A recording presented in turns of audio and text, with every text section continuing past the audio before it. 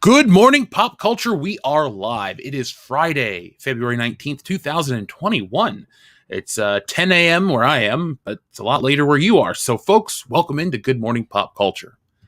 So, if you're new to the channel and you don't know what this show is, we used to do a morning show. I used to do a morning show back in 2018, 5 times a week, and it was fun. And, it was a little cumbersome. It kind of stunted the growth of the channel. But when we get 1,000 thumbs up on the High Council, and I guess I can extend that to the WCBS podcast, which I did last night, and we reached that goal. So you're stuck with me this Friday morning, and next Friday morning, and probably the Friday after that. So just keep hitting the thumbs up button and let people know that you like the show.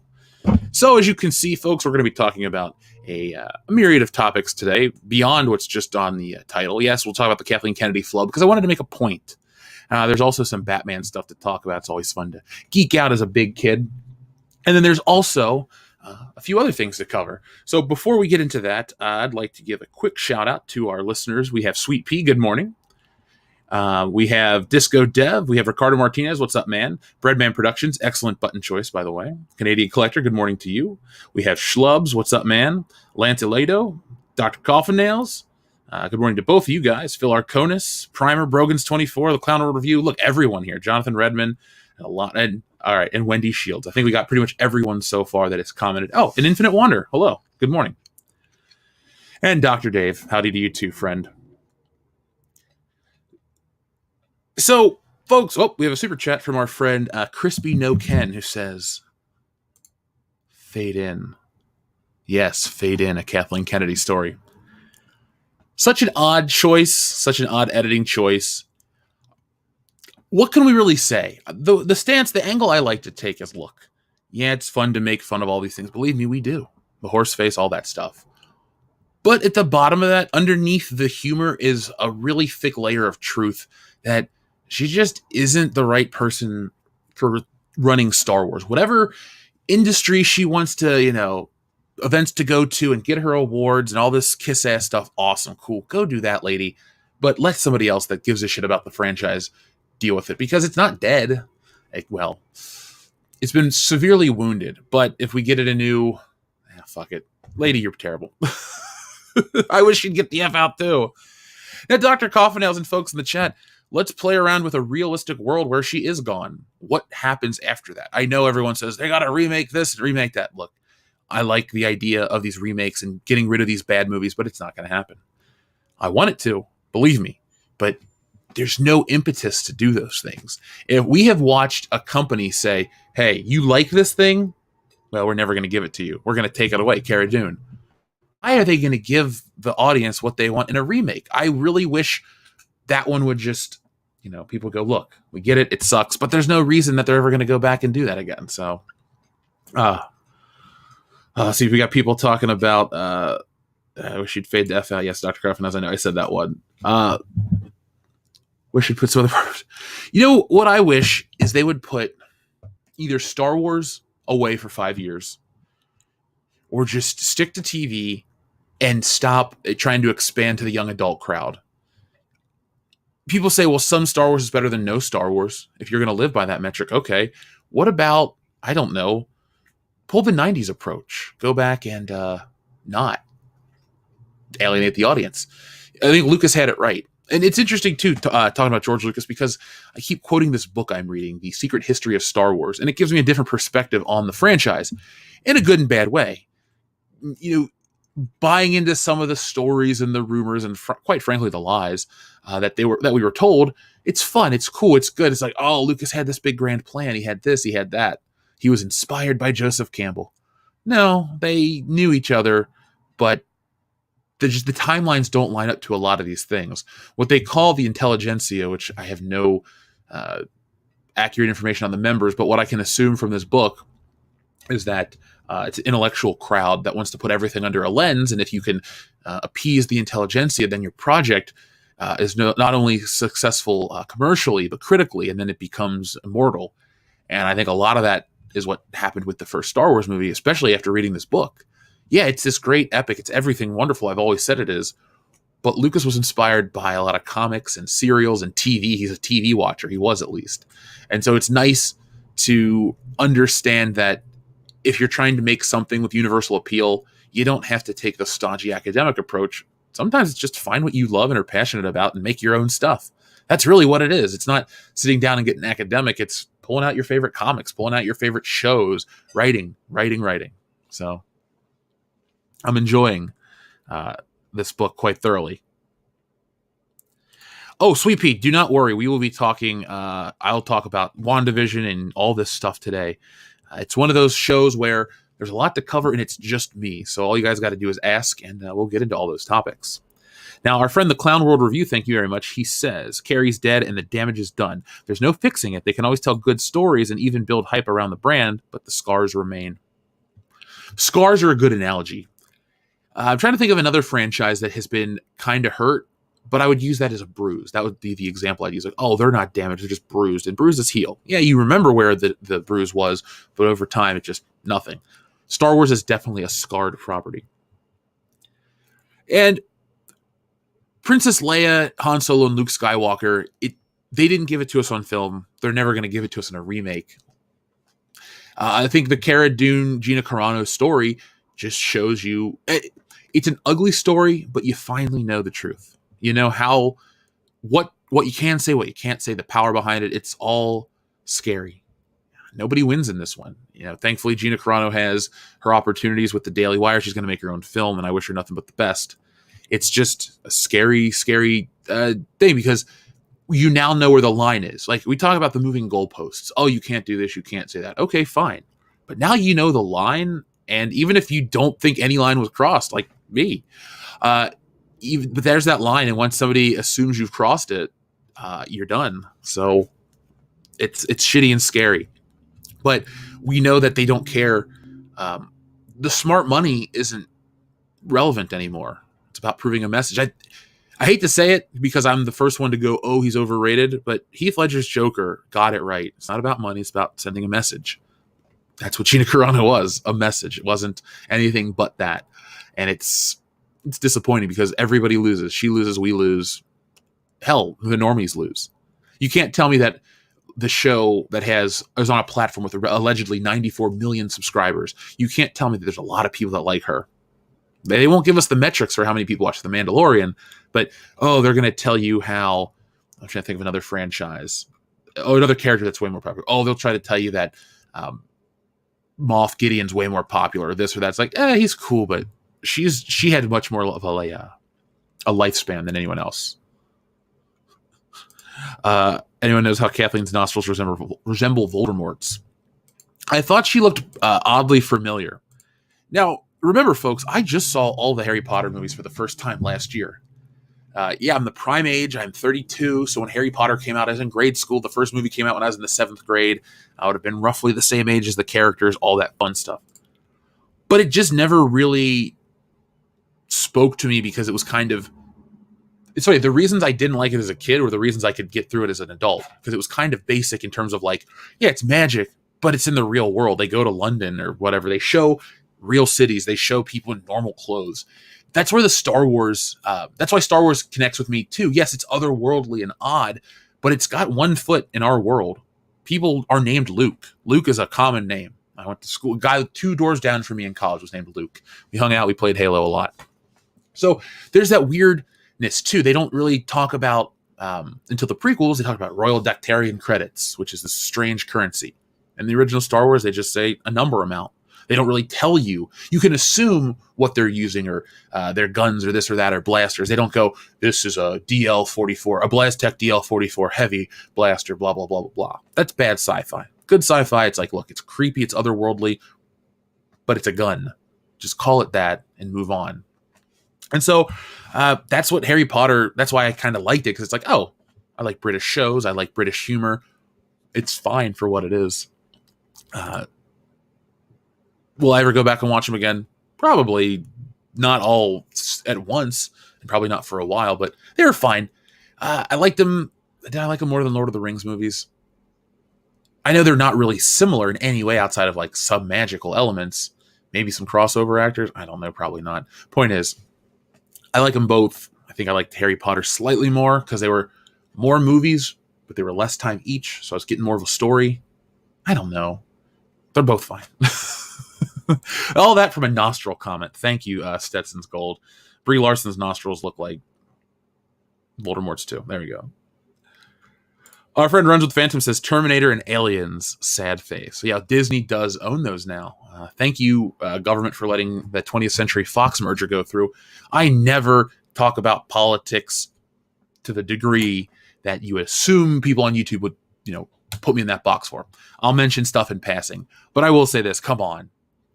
Them buying that, it has not done any good for anybody.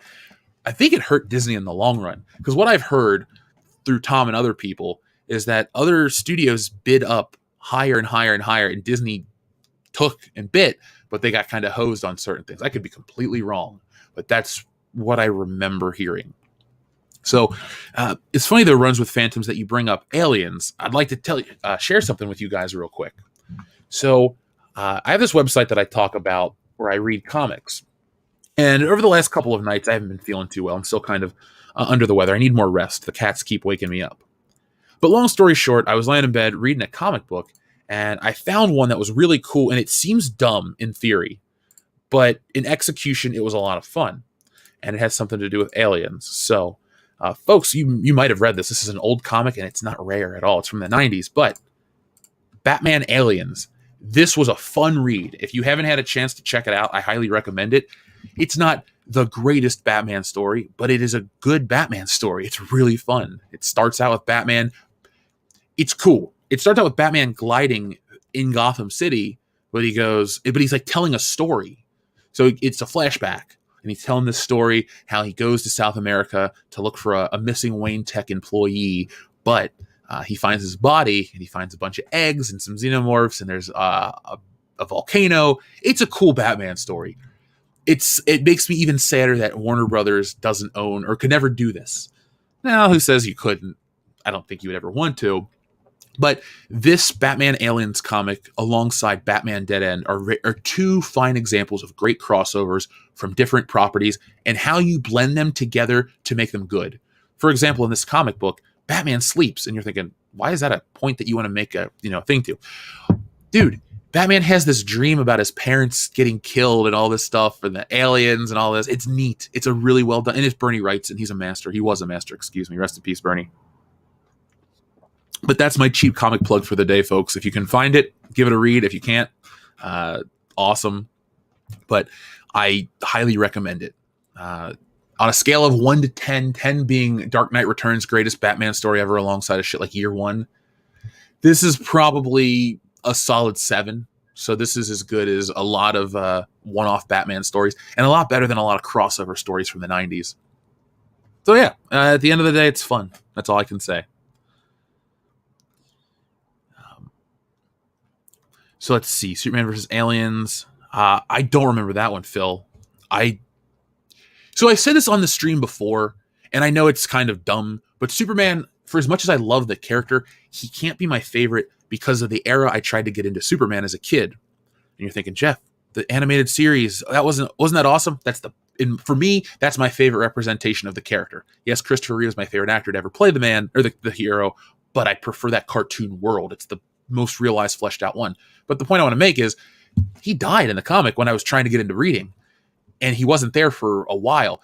And my mom didn't know much about comics. So some of my comic books growing up were not like secondhand books, but from other places that didn't specialize in comics. So when your mom's picking you up the newest Superman book, but it's about Cyborg or John Henry Irons, and you're confused because you like Superman from, an action figure or a doll you had, and then you keep trying to get into Superman, and everything is not him, and then he comes back and he has a mullet, well, you can understand why I was confused. Let's see. Alec Jones had it. He said he loves the comic. You have good taste, Alec. With all sincerity, though, Batman is such a great crossover character. You can do things with Batman you can't do with... Well, first off, he's human, so obviously you have that element of, oh my God, this guy could die at any time. But there's also that thing that people complain about, oh, Batman could take down anything with preparation. Yeah, I know it's a joke. Is it bad writing or is it good writing? I think it shows a man who's peak physical performance, both mentally and physically. So of course he's going to get out of these scenarios. Look at shit that goes on in the real world and just make that all into one person, and that's Batman. See. Oh, longtime listener. Was talking about his birthday. Where's he at? Michael Scambati says, Jay, Jeff, FYI, my birthday was yesterday. Well, happy birthday, sir. He says, I found out about Batman 89 sequel comics, and that's the best B-Day news. I just hope Jack Nicholson Joker comes back. He's my favorite Joker. Well, Michael, again, happy birthday. Have you been watching any Joker files? That's what it was, right? Those are good. Those were a lot of fun. I'm glad you recommended that we check those out, dude. But we are going to be talking, Michael, about that Batman comic in a moment.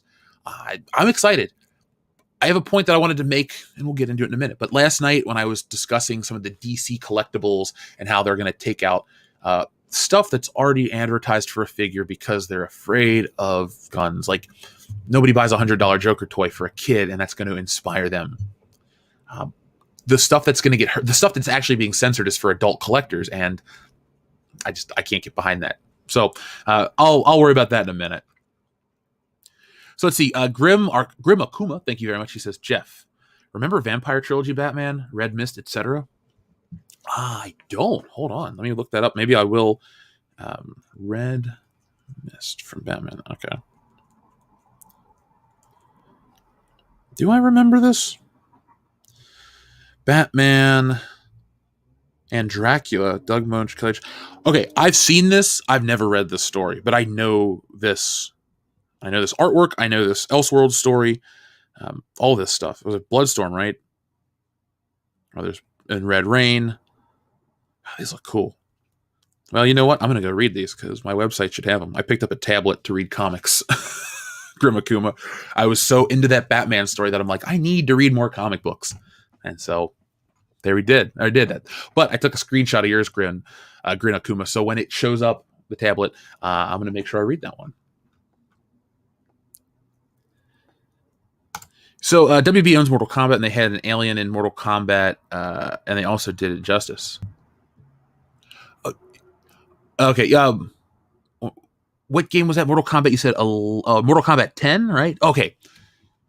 I keep mistaking Mortal Kombat 9 for Mortal Kombat 11. What I mean to say is Mortal Kombat 9 was when they rebooted, in quotations, the series in 2011. That's why I keep making the mistake. And then, so, yeah, okay. But would that have been post-Disney buyout? Hold on. Let's see. When did Fox-Disney merger? Let's see. It looks like March 2019. March 20th of 2019. And then Mortal Kombat 10 came out.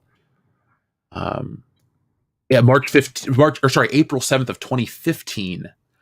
So I wonder if it was one of those weird, it's like a licensing deal or a situation like that. And with that being said, I think Disney would be stupid to hold on to these properties just to mine them for Disney Plus. I wish they would take stock of their what properties adults like versus what kids could like or kids will like, and license appropriately.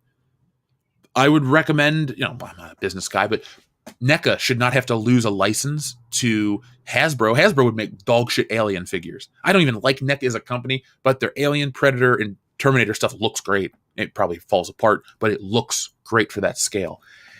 And it's such an odd thing for them to announce an Alien or Predator franchise or anything from Disney or Marvel, because Predator and Aliens have been around pretty much nonstop, but through Dark Horse and other channels and adult collectibles and stuff like that. So putting it on a bigger platform, it sounds awesome. It's like, oh, we're finally going to get Alien and Predator with a big, real budget company behind them. And it's like, you did. 20th Century Fox made Star Wars. Like, they bought that from them too. Or they bought Star Wars too. They being Disney. So I don't like that mentality. But Jay Crano 2, what did you think of the Mortal Kombat trailer yesterday? We talked about it on the podcast. We actually went into detail about it. And since you brought up Mortal Kombat, that means I get to press one of the buttons. Mortal Kombat! There we go. That was my choice. Thank you, Jay Crano, too. Let's see. Drew with Comics Elite says, launching our Alien #1 store exclusive next Friday. Well, folks, then check that out over at Comics Elite. They're on Facebook. They're online.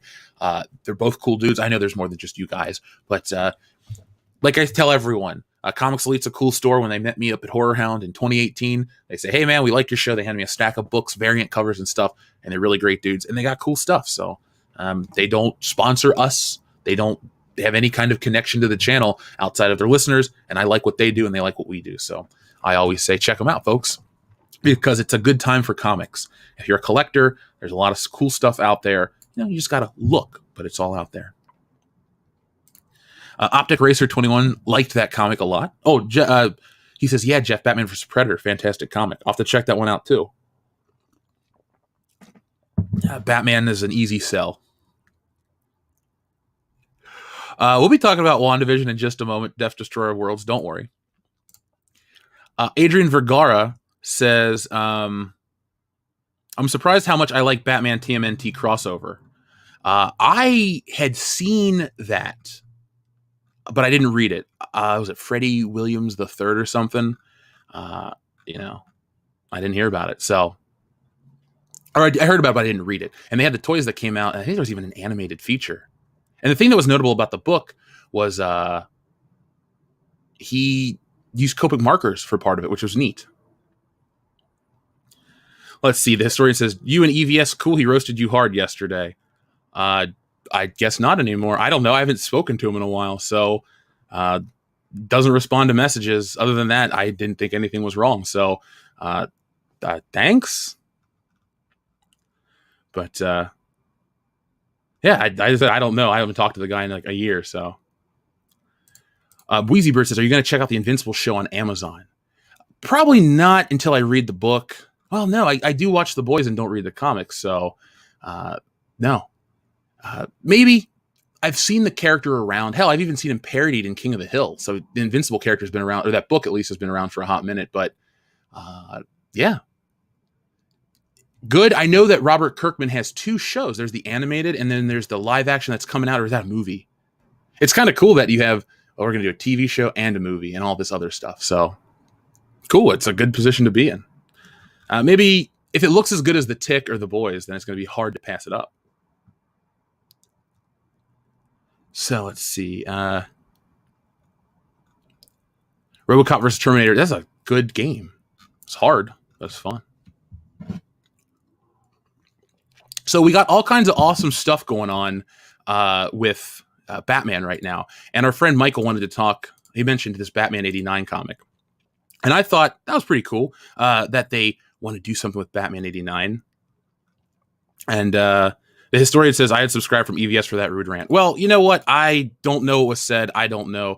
And you know what? I'm not going to run my mouth on hearsay. I don't know. I haven't heard anything myself. So you know what? I'm not going to really worry about some drama or whatever. I'm just going to move on. It's not a big deal. Our friend Grin Akuma, Phil Arconis is up there, says, how about the MK trailer live reaction on a stream? We did review it last night, so you wouldn't get a genuine reaction, but I'm happy to talk about it. No problem whatsoever. I think the violence level looks cool. I love that we got to see how Jax loses his arms. That's one of those things. Okay, so going back and seeing how Mortal Kombat 2 was made and that they painted his arms, that's, kind of lame. And then you see Mortal Kombat Annihilation when he has these plastic arm coverings. And you know what? It was stupid too. I think he even fucking rips them off in the movie. And he's like, I'm going to fight on my own power. It's like, why did you have these? Oh, to look cool in like a video game. So now that he has real robotic arms that he needs to have, cool. I expect to see some gory kills, a lot of cool stuff. I don't know why I brought up Jax first. Probably because I never thought about how he lost his arms. Or is it even how he lost his arms in the game? I don't think so. He got an upgrade, though. I always found it hard to take him too seriously, though, because of his purple pants. And then I think he had red pants, too. Like the different colors that you could palette swap in and out. Yeah, I don't know. What else about Jax? I don't know. They had that Special Forces game, too, which really pissed a lot of people off. It was bad. That and Sub-Zero anthologies. Those were those weird spin-off Mortal Kombat games. And I wasn't into it. So, no. But overall, the trailer looked cool. I don't know if it wants to be a fighting movie or a world traveling movie. And Mortal Kombat has had such a... it has a foot in cinema because it's influenced by Enter the Dragon and other things like Van Damme... not Bloodsport, Kickboxer. So we have all these cinematic influences to make a video game. So when you make a movie, it kind of works. That's why I feel Mortal Kombat is the best video game movie, because it's so built. It's just built on tropes from movies. It's like with George Lucas in his sci-fi movie Star Wars. Well, he was inspired by a ton of different things, and that is how we got what we got. And that's what that's what Mortal Kombat is. It's a nice amalgamation of all of those things. So I liked the trailer. The fact that it's on HBO Max, I'm going to watch it the first day. We even announced last night on the stream, folks, that we're going to be doing a drunk commentary for both Mortal Kombat and Annihilation. And yeah, I know Annihilation's a bad movie, but we'll drink and we'll get through it together. So let me put something up on the screen so you don't have to just keep looking here. Where are we at? Where is the Batman? Where's a good one? Because this Batman 89 comic that people are excited for, and I'm equally excited, is not technically new. Yeah, you're thinking, what does that mean? Well, it's an old project that they've kind of dusted off to some degree. Let me just get a good image to pull up. I don't need to read about why the Snyder Cut's full screen. By the way, did you guys hear that one? The Snyder Cut is going to be 4:3 ratio, which is dumb. I mean, it's 2021. Our TVs are rectangular now. I mean, I read why he's doing it, and I get it. It's his artistic vision, but I don't have to like it. I don't really have to like it at all. So, yeah. So let's start talking about Batman 89, this comic. Yeah, Nate G, it does seem like a dumb choice. I'm not a fan of the black bars. As a kid, I was okay with pan and scan because that was the shape of my TV, but not anymore. Once I learned what widescreen was, I kind of got excited. Have they ever made a Mortal Kombat versus Street Fighter game? Asks Spock Rising. No, they have not, but they had a movie. There we go. So there you go, Spock Rising. It was a good film. It was the breakout hit of 1990-11. Everybody loved that movie. So the reason I wanted to show this to you is, yes, it's cool. You want to go out and buy this book? No, you do whatever you want to do. But I wanted to show this because DC has a plan. Marvel, stuff over at Disney, we talk about what's their plan. They don't have one. They just have absolute power and control.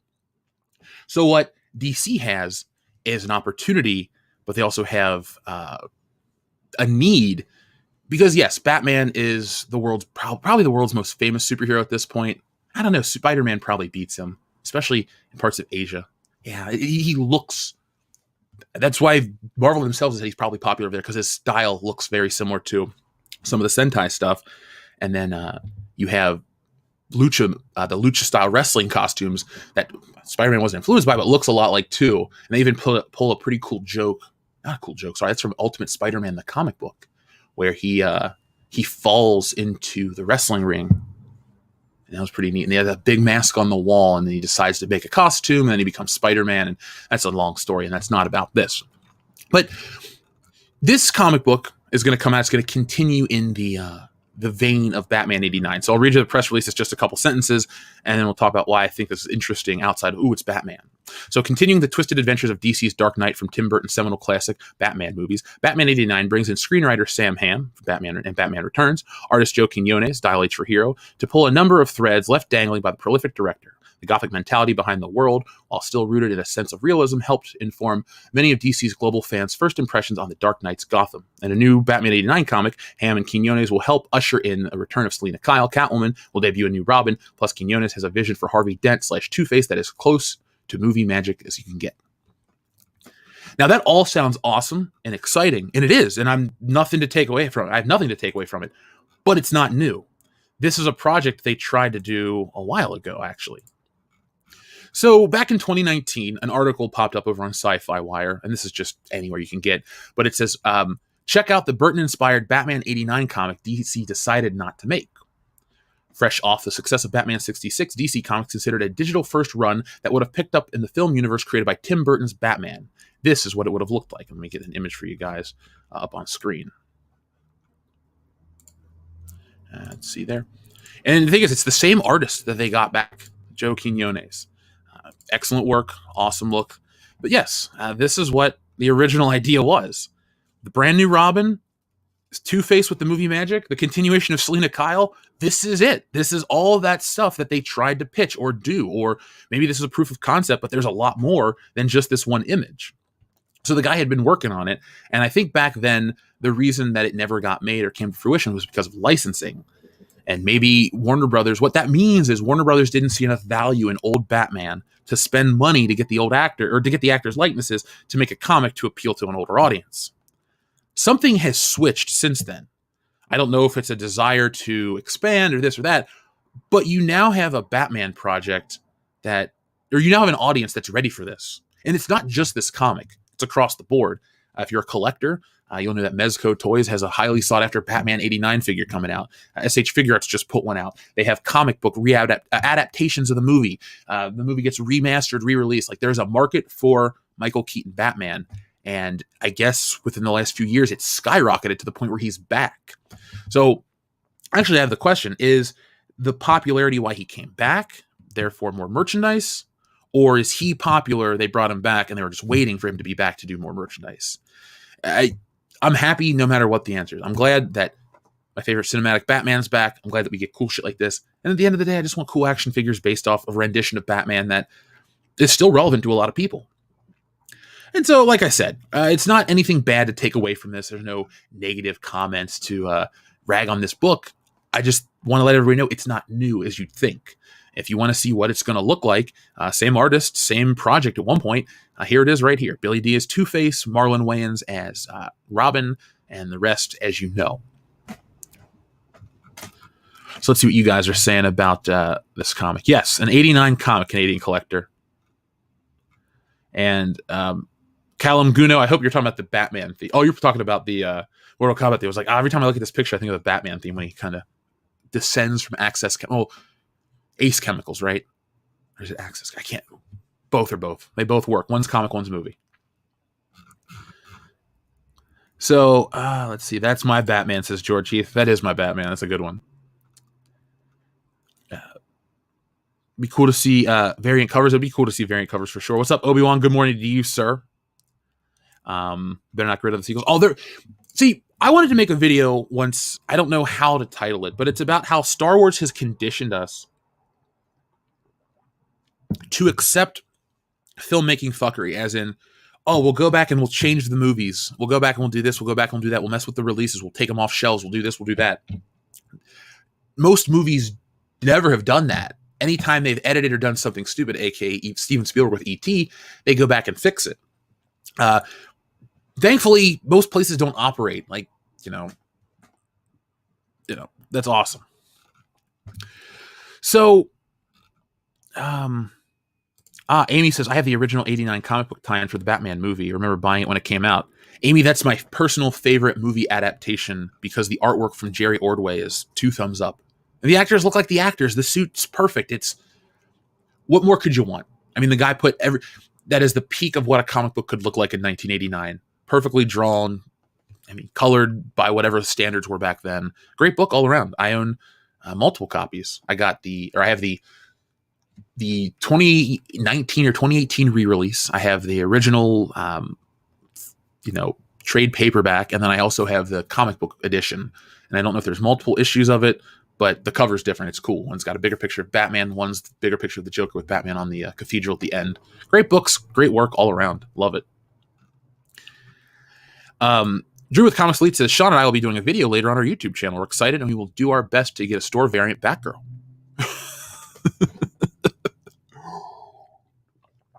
Business is business, dude. I respect it. Lancer737 says, Jasco has a card game that will help. Jasco has a card game that will let you have Mortal Kombat versus Street Fighter. I think Mega Man and others, including Soul Calibur. Let's see. Let me look it up real quick. Jasco cards. I found their website. Oh, cool. So they have the miniature Street Fighter game. I know who these people are. They have their card game. Well, their stuff looks awesome. I've seen this stuff in stores. So it's called Universes. It's neat how they call it DLC instead of expansion packs. We really have switched to the vernacular because I remember growing up, you'd get these games on PC and they'd be like, Myst, the expansion pack. And I only played on console games, so I didn't know what an expansion pack was. The idea that you bought a game and then you bought additional levels was mind-blowing. I was used to, I get a Nintendo game, and once I beat it, you play it again. And if you don't beat it and you get a new game, you probably never play it again. So, and then it becomes downloadable content, and now physical things are DLC. Cool. Yeah, I agree, Han. It is cool. Obi-Wan 27883 says Keaton Batman Beyond has been back in the rumor mills pretty heavily lately. Thoughts? They could do it right. The CW couldn't be involved somehow. Gag. If you take out the CW part, I'm interested. Outside of that traffic horn in the background too. So, if Batman Beyond is gonna be made into a film, you should. I would like to see it as Elseworlds, because you're not gonna want to follow whatever timeline we have with Robert Pattinson or Christian Bale or this or that. God, people are going nuts outside because the show Batman the Animated Series gets made because of the Keaton movies or the Burton movies, however you want to, the Jack Nicholson movie, whatever you want to call it. Batman '89 inspired that cartoon. Now, not 1-to-1 in terms of visuals. I'm talking about the popularity. Well, this is the biggest movie. Of course, we need a kid's cartoon. And I miss that mentality. Yes, I'm not a kid. I get it. But I liked how you're like, oh, something's popular. Here's the cartoon. So you go see the movie, then you watch the cartoon. Kept it alive. That's how I wish Star Wars would have been. Yeah, I wouldn't have been alive for it. But each week, between the movies, you see Han, Luke, and Leia do shit as a cartoon. Has no real bearing on the story, but it keeps you hooked. And then the movie comes out. Boom. Now, if they do a Batman Beyond film, Obi-Wan, I'm on board. It's a great cartoon. I remember catching the debut, 99. It was at night, Channel 64 on the WB. So yeah, I had that. It was cool. I loved that show. And I would like to see a live action. After seeing Tron Legacy a couple years back, playing Cyberpunk 2077, this style of movie, I'm waiting to see a cyberpunk style film in the superhero genre. I don't think a noir needs to happen. I just think you need to have that kind of electric, big billboards, commercialist, corporate, city. Like, basically everything's a big Times Square. Like, I like the look. Or just make it look like Blade Runner with Batman. It just doesn't have to have those themes about humanity. Make it a fun epic in the future. I think that's where you'll have most of the audience will get hooked into it, because it won't be boring. It won't be thought-provoking is good, but it would not be a heady film that will turn people off, because you're adapting a 20-year-old cartoon. You're not trying to adapt Isaac Asimov here. Obi-Wan says, latest rumors are TV show collaboration between HBO Max and CW. Now, I know that the HBO Max is, what HBO was investing in their future. They want to put everything on the platform, this, that, and the other. But that's kind of weird. If that's the case, Obi-Wan, I don't want a teen drama about Terry McGinnis dealing with angsty old Bruce Wayne and his life, because I've watched the cartoon. I get it. You would think the high school drama, this, that, and the other. But like the Power Rangers, the example I tried to make the other week. We weren't, as kids, watching the Power Rangers because we wanted to watch Jason, Zach, Billy, Trini, Kimberly, and sometimes Tommy, go to the community center and clean up, or help Mr. Kaplan with fundraising, or all this other dumb shit that they did. No, we wanted to see him fight. And that's where those movies, the 2017 movie lost it. I can shit on the 95 film all I want, but they morphed within the first 10 minutes, and they fought the whole film. Everyone keeps thinking about Batman Beyond as the meta, the teen, the this, the that, the angstiness, how Dana and Terry are going to fight, who killed Terry's father, how his mom deals with being a single mother. That stuff is all great. Those are all wonderful themes in a film. If you draw it out on a TV show, it becomes angsty bullshit of the week. It's who's sleeping with who's dating it's high school. High school Batman isn't good. Take one of those bullshit young adult novels that you want to make and adapt that. Gotham High, put that on the CW. Put that on HBO Max. Put that in your Elseworlds category. No, they're not doing that one yet. Weren't they doing a Gotham? Were they not doing a Gotham High one? That's the book. That's what I'm talking about. I said take that and adapt it. Oh, okay. That's what I'm saying, yeah. So keep that away. Batman Beyond is a sacred thing to a lot of people, and it's a good show. You cannot turn it into some kid's property. You cannot make it YA, all this other dumb shit. It doesn't help. It doesn't help at all. Let's see. High School Batman is High School Batman's dumb. Amy, I did hear about this last night. I wanted to bring it up on the show, but I forgot about the HBO Max reboot of Constantine by J.J. Abrams. And yeah, I heard young person of color Riz Ahmed is up for. People want that. Why are you going to try to change Constantine? This is going to kill the show before it comes out. It's not because of racism. It's because Constantine has a small audience. Yes, Keanu Reeves was in the film. Has no bearing on the film itself, but was it as big of a hit as, let's say, Batman or Spider-Man or anything like this? The thing is, he's a tertiary character in the world. John Constantine is cool, but he's not. There are 50 other people you can name that have more relevance in the DC universe as well as like our world in terms of popular DC characters. Maybe not 50, 49. My point is, though, this is going to kill that show because the people that are diehard Constantine fans are diehard Constantine fans. They want it to be the way it is, not the way they want it to make it in their image and all this shit. They just want the show or the characters to look representative of what's on paper, because that's why the show exists, because the book has a fan base, an audience. People love it. So all you're doing is shooting yourselves in the foot. And HBO Max might be a big old failure if they keep doing stuff like this. Throwing shows at us that we can't speak for everybody, but throwing a show at me that I don't want to fucking watch. Why? Because you changed up Constantine. I'm willing to give those types of shows, the DC, there's like, what do we call them? Like a streaming show, 12 episodes, a little more mature and adult, this, that, and the other. Going YA on HBO Max, trying to go whatever you want to call it, just isn't going to work. And the weird part is I'm in that like weird demographic where I'm supposed to like it, but I don't. I just don't. So I don't think it's a smart idea. Glad you enjoy it, Jay Crane, too. It might pop up later again today. The Phantom Big Boss says, Batman Beyond is the coolest Batman. Fight me. To be fair, Bruce Wayne did wear that suit. And Batman Beyond is the name of the show. Bruce Wayne was Batman in Batman Beyond at one point. So, yeah, I could say Batman Beyond is the coolest Batman and still give a nod to Bruce Wayne, a.k.a. continuation of Batman the Animated Series. Boom. It's a good episode. I love the fact that Batman retires the day he has to pull a gun. That's the coolest symbolic moment. It's like, I will do this, I will do that. But the day he has to pull a weapon that killed his parents, I think that's really cool, a cool symbolic moment. And it's really bizarre that a kid's show has those deep thematic elements, but a movie for everyone, Martha, that's the best we can get. Come on.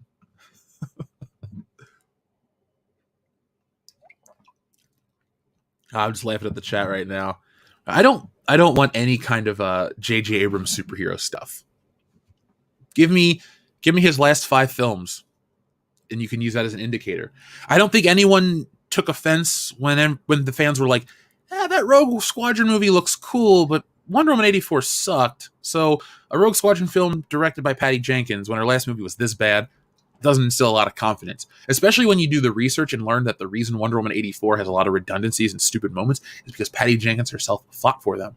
It makes me question, are there things you want to put in the movie because of reasons or because the story actually needs them? And if the second one is true, then I will go with that one. I will back that one fully. But if your second choice is, or if it's the first choice, then no, fuck it.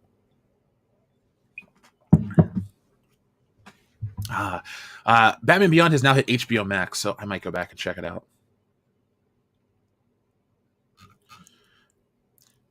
Well, JJ better not F up DC. I hope not.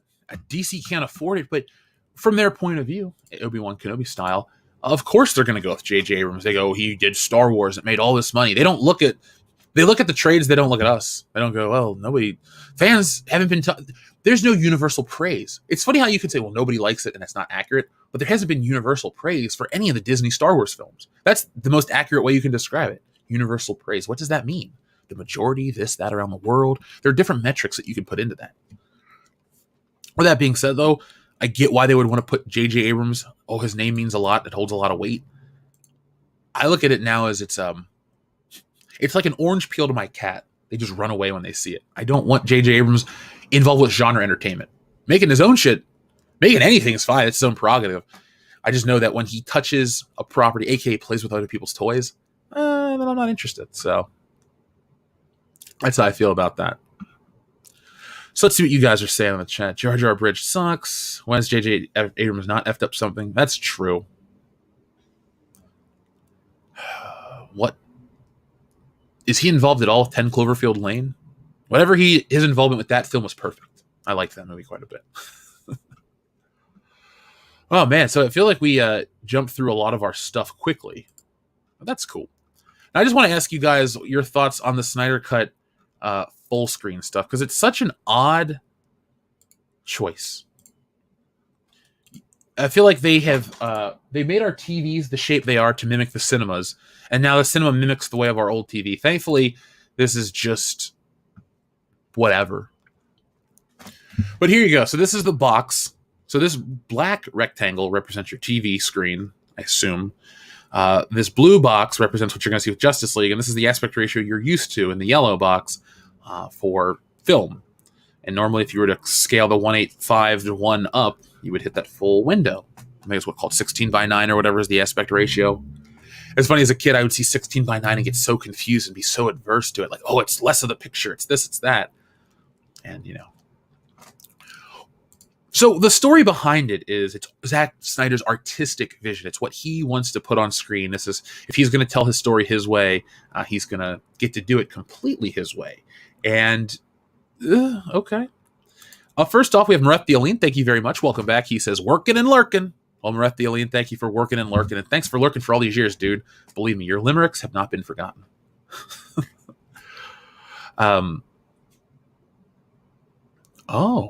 We'll talk about that Girthy Guitars SD in a moment, because I actually had an experience with that. 10 Cloverfield Lane was better than Cloverfield. I don't know exactly where he begins and ends on that one, though. But the third one, the Cloverfield Paradox, I'm pretty sure that was another film that they bought and slapped Cloverfield on it and tried to make it a universe, but it's not in the slightest bit. So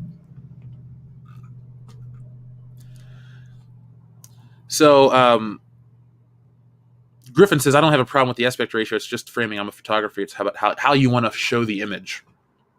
That's a valid point. What about everyone else, though, that, like, every other movie's made for, presentation? Every film hopes to have a secondary life on home video. And so a lot of these things, aspect ratios of TVs, trying to make the home more cinematic. Like, I feel like Zack Snyder's Justice League is the antithesis of that. It's not a film. It's a 4-hour mini series in full screen. So it's like Ken Burns meets DC. Okay. And yeah, I know artsy stuff's cool. It could be awesome. But it's gonna... Also, it's not like it. That's not the photography to cinematography isn't the same thing. Cinematography in photography, your framing and your aspect, like your choice of framing, will influence the aspect ratio you choose to use. That's a part of the artistry of it. That's not the case in cinematography, though. That's never really been a part of cinematography. Your aspect ratio has only ever been to maximize your viewing experience. It's like Jeff said, it's always been about trying to get the best possible viewing experience. So those concerns from photography that are very relevant in that art form don't translate the same way to film. There's not really the same type of artistic choice there. That's my 2 cents. Oh, that's cool. I'm not laughing. The thing is, I'm laughing at this guy called it the autistic vision instead of his artistic vision. It's just going to be, it's going to really just piss a lot of people off. This is not going to help this film. You have a portion of people that want it to fail because they hate the Snyderverse. You have people that want it to fail because they like it. But I think this is going to be one of those things where it turns people off. They're going to go, why does it look this way? It might be confusing. I think there's going to be a lot of freaking out over this one. Primer says, I need an SD TV from Goodwill for the Snyder Cut. Thank you for the super chat, Primer. I think you're going to need that. It's going to look amazing in 480p. You know what you should do? Get a broken one and make sure you have to slap it a little bit. I know the rabbit ears won't do shit because you're going to connect it. How are you going to downvert? Okay. How are you going to get something that runs on a device HDMI only? Okay, so you're going to have to get an HDMI to composite, which might not run on all tube TVs because mine didn't have composite. So you have to go composite to component, right? Or is it component to composite? to RF. You're fucked. Your picture quality is not only going to be downgraded, it's just going to fall apart between cables. That is the greatest way to see this film is barely at all. How about just not at all? You just close your eyes and get the best picture of it if you really want. I'm just laughing my ass off at that one. Thank you, Primer. God, that made the day right there. Oh, that made the day. Jesse, we should go around. Every time we see an old tube TV, we should be like, this is perfect for the Snyder Cut. We should just start fucking, we should get that hashtag trending. Hashtag Snyder Cut, and it's just old tube TVs. Oh my God, yes. Folks, let's get that trending right now. So I'm going to type in tube TV right now. We'll get a specific image off of Google. Make a hashtag for the Snyder Cut. All right, here. This is a perfect photo of an old shitty TV outside. Why is this this is a stock photo for $52? Who the hell would pay for this? Look at this, folks. This is the perfect way to watch Zack Snyder's Justice League, according to Zack Snyder now with his new aspect ratio. Do you want full screen? There you go. This TV even has nicks and scratches. It's been dented. This is like a TV that was used for school. Like, you know the TV carts? Oh, hold on. We'll use a TV cart. You know what I need? I need a picture of a TV cart being pushed by Zack Snyder with a picture of Batman from the Snyder Cut on it. That's what I got to make happen. Grade school. Anytime the TV came out in grade school, you knew it was a good day. Yeah. The saddest thing, too, was when the TV wasn't being used, when it sat in the corner, and you just looked at it like, come on, one day, man, we need you. We need you. Because an excuse to fall asleep. And we watched good stuff sometimes. So there you go, folks. That Goat says, I love the idea. I'm on board. Cool. Well, there it is. And CWD Trixie, Snyder Cut on VHS when? March 2021. We're going to get it on VHS first. Then it's going to go to HBO Max. That's it. That's the meme. You take a VHS cover and you make it the Snyder Cut. And fucking joke is you just let it cut off all the shit. Because pan and scan, I get how it worked. They filmed a certain ratio. They had to crop it for your TV. They moved it around for the picture. But pan and scan was the lamest thing ever. So good we get to go backwards. I like how apparently this is just too far for the Snyder Cut fans. I wasn't even a Snyder Cut fan per se, because I never hated the first Justice League film. It was just okay. Nothing else nicer to say about it, but this is just that project where it's like you can't please everybody. You were so close to pleasing everybody. Well, you were so close to pleasing everybody who was gonna want this. But now, I'd say you pissed off just 10% of the audience, but it's still going to be enough to... Like the analogy I like to make with Jesse. Why Star Wars is never my favorite movie on my list anymore. Star Wars is a beautiful car, my dream car. Everything I want, all the bells and whistles, it's the perfect color. I just think it's funny. But some asshole came up and scratched it up and ruined it. And so, yeah, it's a beautiful car. It's the same car. It still has mostly the same value, but all I can fixate on are those scratches. That's what this is going to be with Zack Snyder. People are going to fixate on the bars. Well, I just think it's hilarious because this project started out with 100% goodwill. It was announced, Zack Snyder, we're going to give him another crack at the Justice League since he had to deal with that personal shit. Oh, hooray, how wonderful. And then since then, it's just been bad press. We're pouring more money into it. We're getting more crap for it. Why? Oh, now we have to make Joss Whedon the bad guy, in order to make Zack Snyder the good guy. It's like there never had to be a bad guy. And now it's just more and more and more. It's like you started at 100 and you've just been chipping away at your score the entire time. Yeah. He's not going to win anybody over at the end of it. No. So, it's going to be the hot new trend. It will last for 3 weeks till Zack Snyder starts. Here we go, Breadman Productions. This is how we need to describe it. Coming soon to own on video and DVD. So Breadman Productions, I know we've met, you're younger than me, but I just remember the days where it's coming soon to home video. And then I'm sure some of them were video and Laserdisc. And then before my time was probably video and Betamax, or VHS and Betamax. The format wars. In a way, they're not dead. They've become the streaming wars. Before it was Sony with Blu-ray, and I think it was Warner Brothers or whoever, Toshiba backed HD DVD. That was the last physical streaming war. And according to Kevin Sandusky of Tropic Thunder fame, aka Jay Baruchel, his theory is that Blu-ray took over because porn backed Blu-ray instead of HD DVD, thus killing it. That's probably true. I also think the PlayStation 3 adopting Blu-ray really helped bring that format into a lot of homes. That was the same thing with the PlayStation 2 and the DVD drives. I believe, actually, it's not that I believe it. I know I read one time that the number one selling PlayStation 2 accessory in Japan was a copy of The Matrix. Not a game, the fucking movie. That system introduced DVD. It really helped it in the Japanese market. Same in America here. Same with the PlayStation 3. Yeah, it sold a fraction of what the PlayStation 2 sold. But I would argue, I bet you there's numbers that show that Blu-ray sells a fraction of what DVD did sell. Because, yeah, you have other streaming revenues and stuff like that. Or just straight up digital where you can buy more piracy. God, I miss that stuff. So much fun. So let's see. Let's talk about the WandaVision stuff because that was the big thing last night that everybody seems to be excited to talk about. Let me get a nice little image up. Jesse, last night's WandaVision, did you like it? Chat, folks in the chat, tell me what you think. Did you like WandaVision? I'm with you on this one is meh. I was really disappointed because I loved last week. I'm ready for the 3-hour finale episodes. But this was the one where it kind of like, look, I get it. All these streaming shows pick up the Netflix model where it's you build up the story, you do the flashback episode, and then right before your 3-episode final arc, you have a really boring episode. Mandalorian had that, I believe, right before we get the 3-episode arc. The Boys had kind of a lull. And that's kind of how it operates. They all operate under this formula. Dexter did it too. So that was last night's episode. And I get it. Jesse, I think there's a post-credit sequence we skipped. We'll have to go back because somebody was talking about post-credits and I stopped reading because I didn't want to get spoiled. So it could be wrong, but it could be there. But yeah. But this was the big reveal, Agatha Harkness and all of this. And I just went, okay, who cares?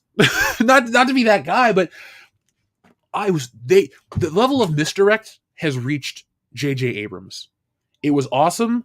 And now it's just too much. My thing is they tried to act like it was such a big fucking surprise. Like, if you wanted this reveal to be a big fucking surprise, why did you tease it starting in the trailers? It's not a surprise. You told us pretty much everything already except for she has a creepy fucking basement and a book of spells.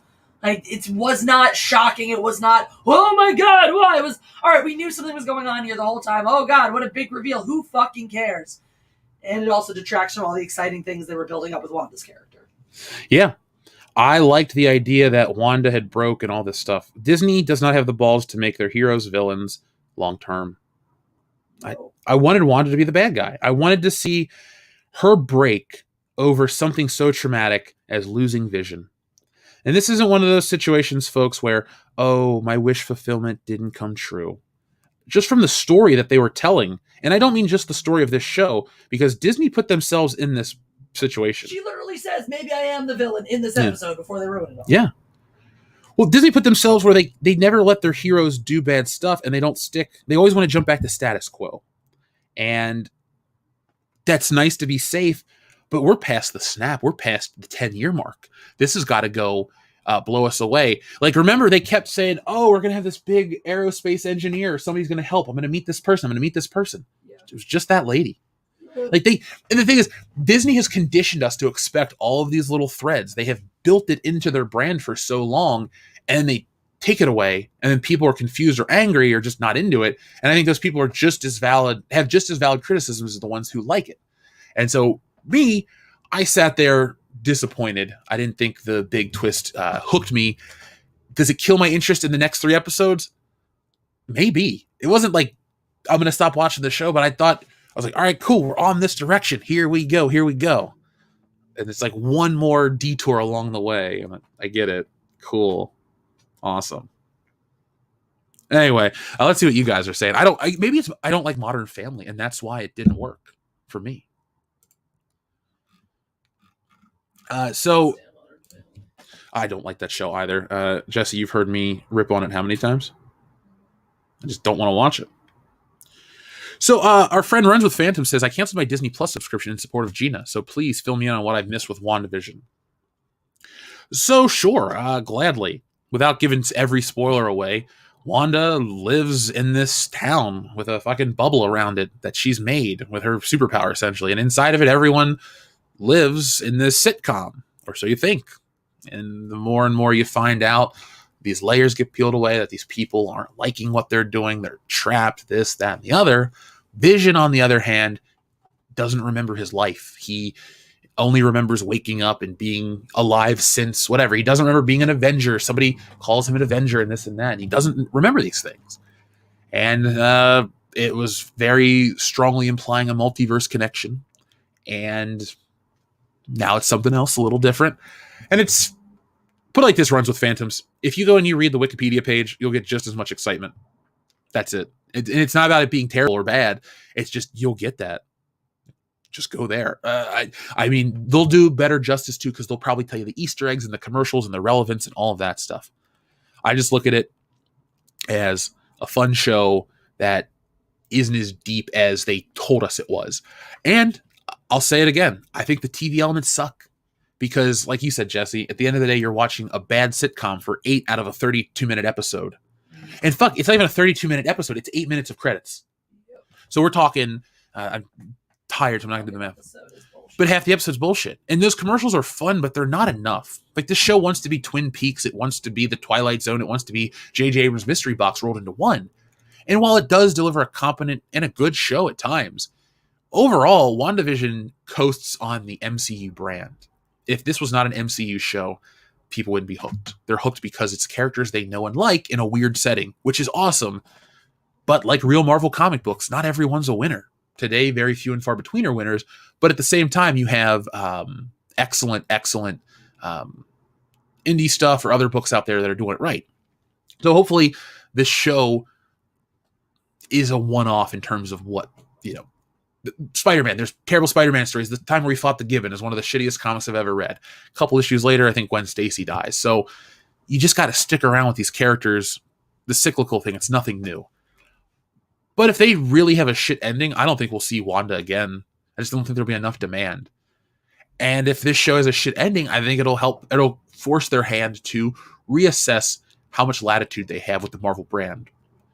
We don't know all the financials from Disney, but we know that the beer bug really slapped them in the face with its dick, aka closing down their theme park. They've lost a lot of money. I know things are in the pipeline. I know they got way more money than we can comprehend. But there's got to be a point where a business will break down. They say too big to fail is a thing. The auto industry, Enron, these things that they say are too big to fail, things find a way to tear them down. So runs with Phantoms, like I say, I don't ever tell people to boycott, but I also am 100% behind your decision. My thing at the end of the day is, hey, do what you want to do. I'm not here to tell you how to operate. I'm just glad we're all here. Let's see. Our friend Horace Cock Johnson says, Jeff, my last week of 4th grade, my teacher left the class and someone turned on the TV and lo and behold, American Ninja was on. Ours was hooked for the 2-in-1. Oh, sorry. Ours was hooked to the one in the teacher's lounge and we got to watch it. Oh, okay. American Ninja is a kid. So was that Michael Dudikoff? So it's already like a cheesy action flick, if that's the one I'm thinking of. Cynthia Rothrock's out of that. Anyway, that would be awesome to watch as a 10-year-old kid in the 4th grade. What did we get to watch in the 4th grade? See, I went to Catholic school, but it wasn't like you would think. Yeah, we had to wear uniforms, but it wasn't taught by nuns or priests. We had a 1st grade nun, and the rest were what you would call lay people, but realistically, they were just teachers. It was a normal school. The neighborhood I lived in was not good. If I went to public school, I would be bused to one of the worst schools in the district because of where we lived. But because of where we lived, there was also a very nice private Catholic school on the same block. So my mom went there, my whole family went there, and mom made that happen. So we didn't have to watch a lot of like weird religious movies or anything like that after a certain point. But in the 4th grade, we watched a lot of Bill Nye. We watched a lot of this show called Read All About It. It was like a PBS special. Yeah, with Don Eden. He was like this alien that was coming to their town to invade. That was fun. I actually wouldn't mind going back and rewatching that with you. Yeah. So yeah, we were watching like off-branded stuff in general, but I would have loved to have watched an action movie in school. I felt cool. True story, actually. I wrote an entire book report in the 8th grade about it was a famous Ohioans project. I read the list. I picked Steven Spielberg for one reason. Not because I wanted to talk about his great filmography and his contributions to the world of cinema. That was known. It's still known today. I wanted a justification to watch Indiana Jones and the Temple of Doom in school. And that's why I wrote a whole paper, folks. just to justify watching that movie in school. True story. I also wrote a book report on The Rock when I was in the 6th grade and got an A+. So if I ever find that, I will tweet that out and show you guys. It's hilarious. The Rock Says by Jeff Hicks by The Rock. It was a good report, I think. I was in the 6th grade. What do you expect? But I have fond memories, Horace Cock Johnson. It's funny, the older you get, you do look back on those and chuckle more and more. When you live it, it sucks. You're just like, oh, school's boring. But then you're like, yeah, it was boring. It was stupid, but that was good. Yeah, you move on. See you later, Spock Rising. Thanks for joining, buddy. Just Nova, thank you very much, says, the acting was all cheese and drags the predictable scenes. We already know the so-called reveal at the end. Yeah, Just Nova, it is kind of like when a mom, she has a surprise birthday planned for you, or your parents are like, Santa Claus brought this gift, and you know Santa Claus isn't real, and they're so desperate to make you're so desperate to make your parents happy, so you're like, oh, Santa Claus, and you know, and they know you know, but you all live the lie together. That's what Marvel is doing with WandaVision. It's like, yeah, it is what it is. We know. No more misdirect. Misdirect, it'll be funny. I bet you the next straightforward story that comes out is just going to be really successful. No misdirect, no tricks, no mystery in general. It's just, here's the story, good and evil. That's it. And Just Nova, in terms of WandaVision's acting, they have really good actors. I think across the board, they had a pretty good cast. Even the kids do a good job at playing kids. What do you expect them? You want Oscar? No, that's Haley Joel Osment and all that shit. Sixth Sense. He's that kind of actor. These actors that are playing Wanda's kids do a good job. They fit in with whatever standard for sitcom or television acting that you would get. So this is supposed to be Modern Family. Those kids act as well as the kids on Modern Family, I guess. But some of the stuff with Darcy and the carnival and all that, it was over the top. It was dumb. And before the reveal, I'm starting to wonder, like, what do these things mean? What are they? How are they symbolic? What's this part of Wanda's psyche? That's the interesting part. Like, one of the most interesting parts for me was when Wanda was in Civil War and she like throws Vision down and walks away with Hawkeye, showing her allegiance to that. Like, there are these really great moments with the character that we've had. Like, to be fair, Elizabeth Olsen's Wanda is in so few scenes in general that she has very little time to do dumb crap. She's a Sarah Avengers character. That's not being mean. The main event team, the only woman on the main team is Scarlett Johansson, aka Black Widow.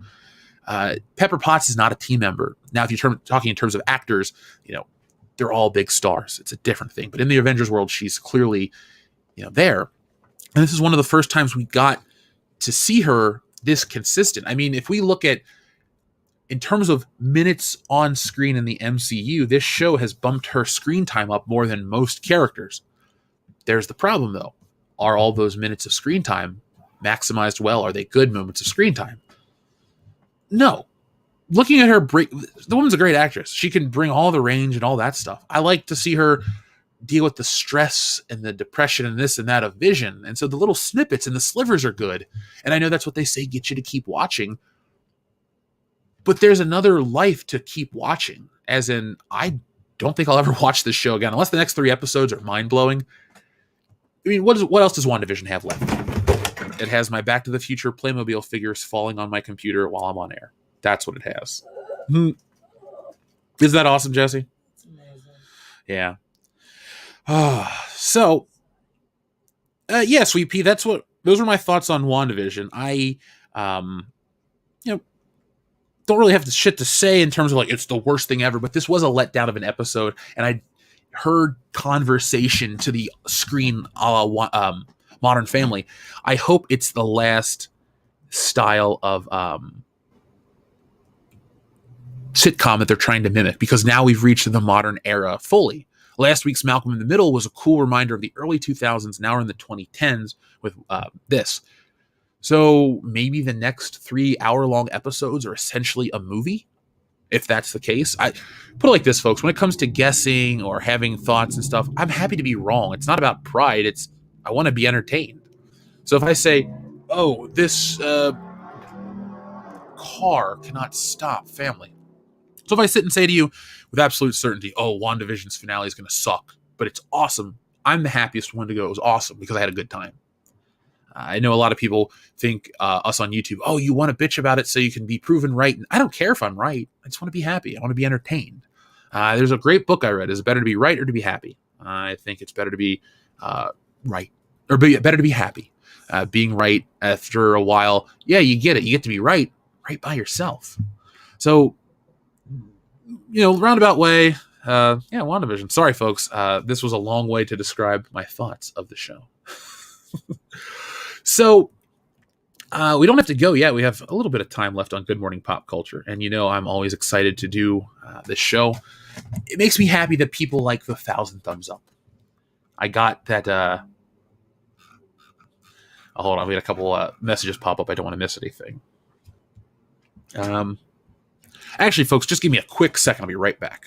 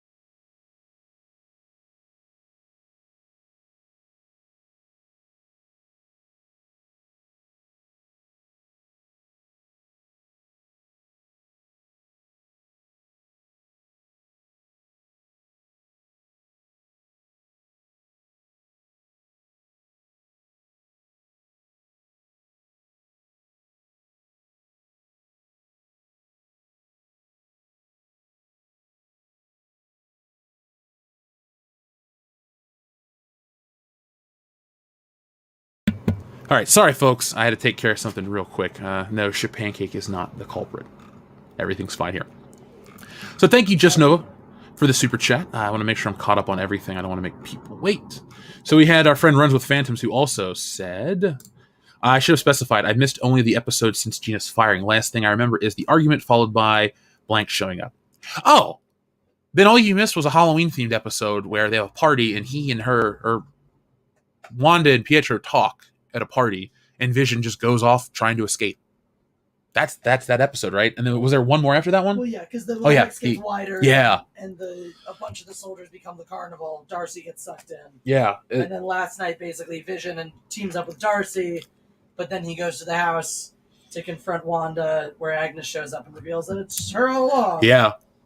And that's literally all that happens in the entire fucking episode. And that's all you've missed, Runs with Phantoms? You can sum up these episodes in 2 fucking seconds because nothing happens in them. Yeah, if you cut out all the jokes and all the sitcom tropes, you really are left with 15 minutes of a show. And that's fine. Not even, honestly. Not even, you think? I think you get maybe 10 minutes of plot, maybe, out of each episode. On the good ones, you get 10 minutes. I would love to sit down and edit all of the sword stuff into a movie, because it looks as good as an MCU flick. Yeah. So anybody that's going to do that out there, I'm excited. Because the Monica Rambeau, Darcy, Jimmy Chu, I think that's the actor's name, or Jimmy Woo, sorry.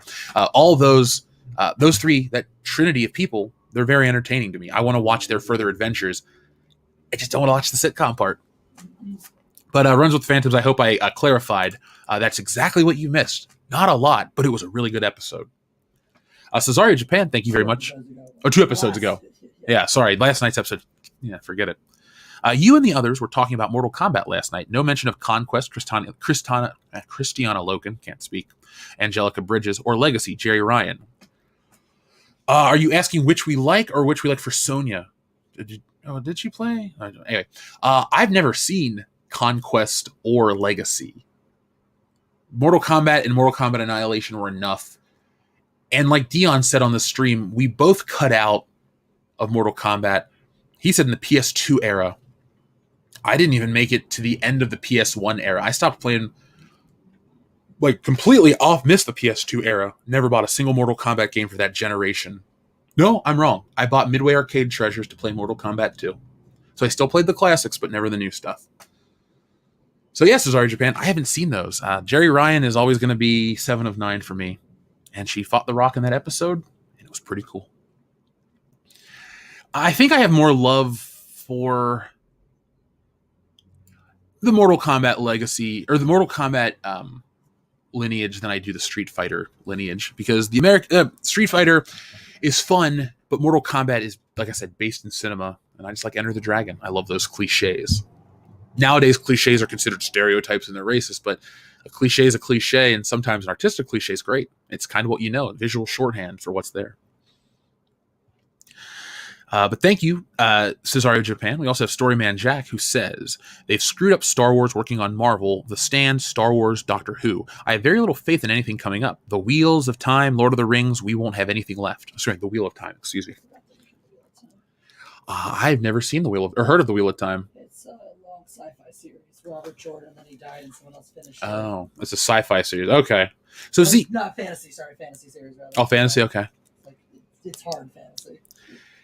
Now, in terms of the new stuff, Storyman Jack, like the IPs, the weird part is when we talk about some of these IPs having very little value anymore, the stuff that they do is what hurts it. It's not like mining it for merchandise hurts it. Yeah, I get it. It looks hollow and lifeless to keep selling Luke Skywalker figures for 50 years, but we're going to keep buying them because he's awesome and everybody wanted that. Trying to change things to appeal to a new audience or hope that you'll entice some good social media cred. If that's the case, well, that is the case, and it's hurting everything. All of those franchises I don't know what happened to The Stand. I've only seen the 90s miniseries because it's still the Stephen King book, right? They readapted it. Like that's the only version I know. MOOM, that spells trouble. Like that guy.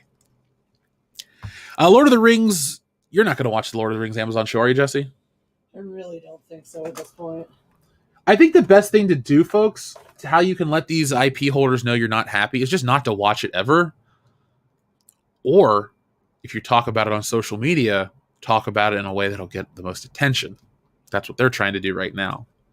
So, Storyman Jack, I don't think I read a comment like yours and I don't see negativity. I see somebody who's a fan of a lot of stuff just get fed up. After a while, you just get tired and you're burned out and you're just like, fuck it. I'll find something else. I'll go elsewhere and make my way in life. But thank you, Storyman Jack, for all that stuff. I haven't watched a Doctor Who episode since Matt Smith was still around. I should catch up because I liked him enough to watch.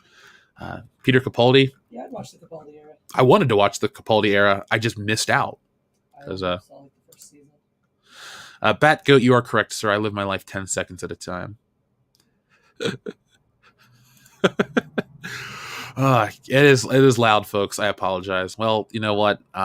With the success of everything coming up, I'm just going to move. It'll be nice and quiet. I'll move to I'll take, Jesse, worst case scenario, I'll take a closet wherever we move. We'll put foam padding in it, and I'll live in there. That's good. Yeah. I won't be able to breathe, but you'll get a nice, clean audio experience.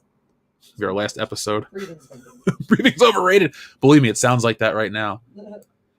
Shout out to our buddy Superfan Adam Shawhan. Listen to him. Pound the muff button and make it extra moist by leaving a huge thumbs up. Yes, folks, always make it extra moist in honor of our listener, Brandon Moist. R.I.P., sir. Now, Infinite Wander says, have you watched Rylanor's Last Stand by YouTuber Stringstorm? It's a 40K rock opera that I suggested long ago. I did not watch that. Sorry. But I can add it to the list, and since you recommended it, I'm sure I have a photo. I'll make it more of a priority. This weekend, Jesse, you have an exciting interview that you put out part 1 yesterday. I did. You conducted part 2 yesterday. So, folks, you're probably here because you've heard of this little movie called Star Wars. Yes, that's Star Wars from 1977.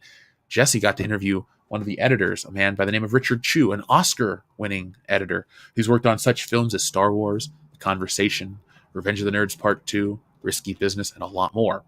And she's been having sit-down interviews with him. And so the reason I bring this up, Infinite Wander, is this Saturday she's going to record another one. Or excuse me, this Sunday she's going to record another one with the guy. And so there's no weekend time for anything this weekend on that one. But I do want everyone to remember to check out part 1, and part 2 comes out soon. That's the Star Wars one, right, Jesse? The 70s? Yes, indeed. And put it like this, folks. I was working on the podcast yesterday, getting prepared for everything. But as soon as all the Star Wars nuggets came out, headphones came off, I was the third man in the room being interviewed. AKA, I wasn't a part of anything, but I was there. It was awesome. It was so cool. And Infinite Wanderer. Dion has been delving more into the 40K stuff at this time, but I'm still as interested. It's just, well, put it like this. I got a project coming up. I will listen to the book when I draw. It'll be fun. I have another book that somebody had sent us, a James Bond book, but that's got to come later too. That's going to come a little closer to the film. I'll get more excited. I'll be in that. But now rock operas. There was a Star Wars rock opera poster that I think of. And then I guess Meatloaf. Isn't he rock opera?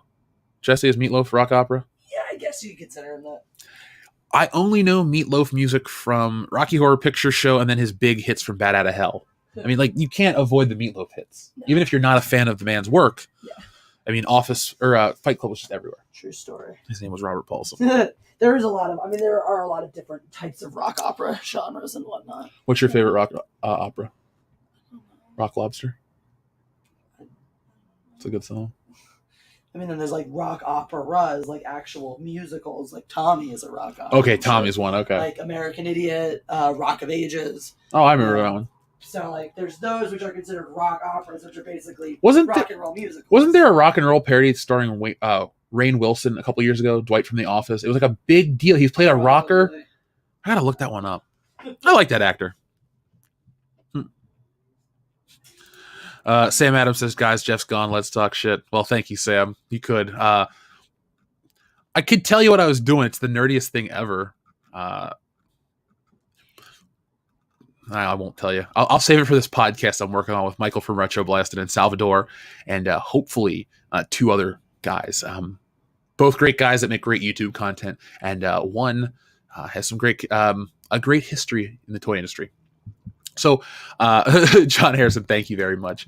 It was an action figure related emergency. Anyway, Murat the Aline, thank you very much for your super generous super chat. He says, my boyfriend and I sat down yesterday to watch the first episode of WandaVision. We did not like it, so we sat down to watch Howl's Moving Castle instead. That's the Miyazaki film, right? I'm going to be honest with you, Murat the Aline, like I always am. The first episode sucks. It's hard to get through. Why am I making excuses for this show? It does start out shitty. If you couldn't sit through it, don't sit through it. It gets better, but if you don't have the time, don't. Fuck it.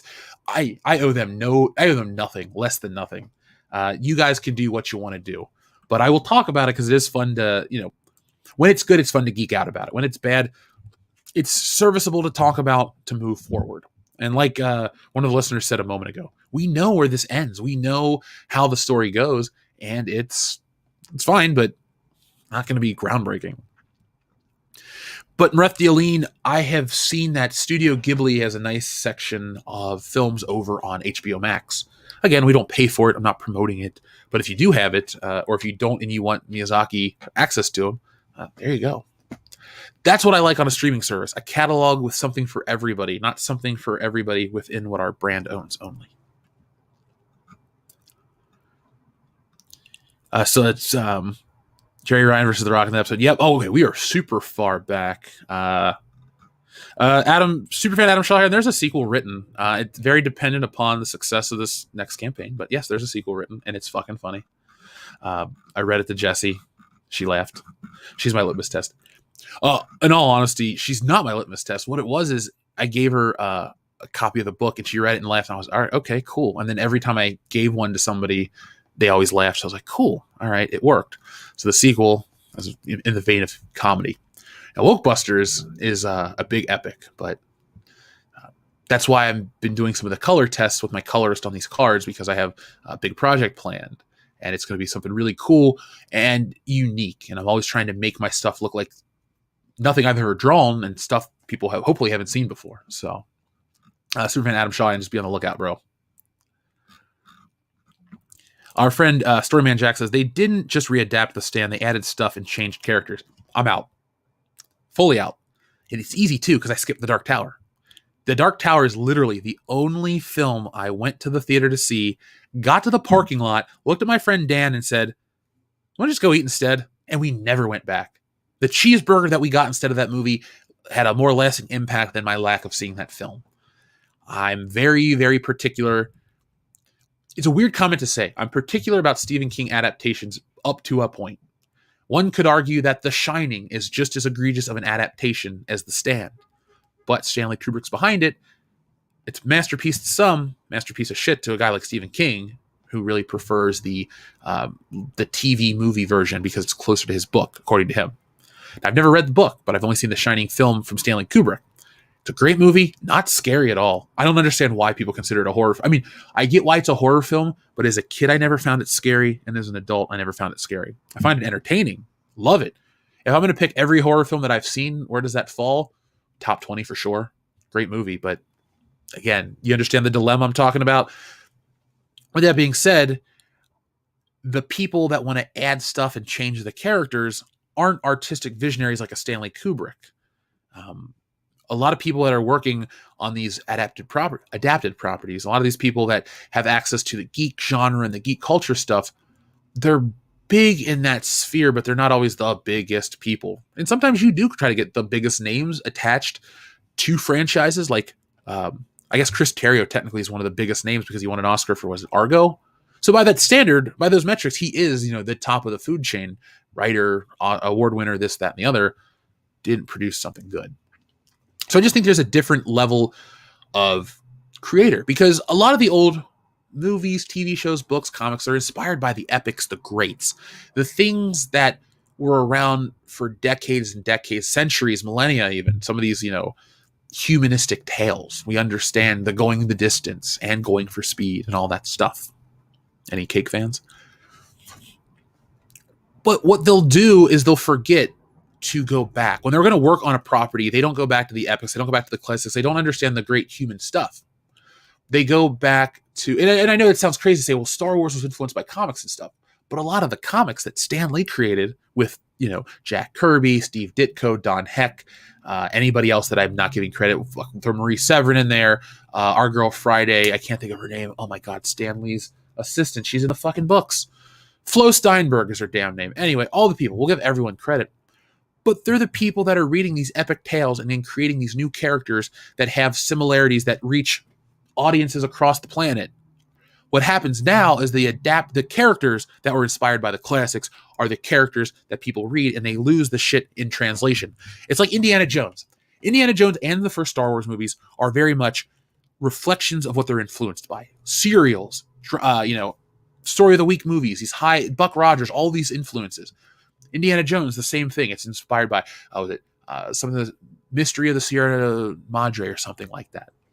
It's all these influences. And when you watch Raiders, it's an amalgamation of all the influences. But when you get to Indiana Jones and the Temple of Doom, it has found its own identity and its own voice. And it's Indiana Jones and the Temple of Doom. It's the Indiana Jones franchise. It's no longer just an amalgamation of all those things. Those properties may get their own identity. So when you go and you say, I want to make an Indiana Jones-like film, and you only watch Indiana Jones and the Temple of Doom, while I love it, you're only going to be getting what makes that film that film. If you're going to go back and try to make an Indiana Jones-like film and you watch Raiders, that's cool, but make sure you watch what influences it to understand how and why we get to these points.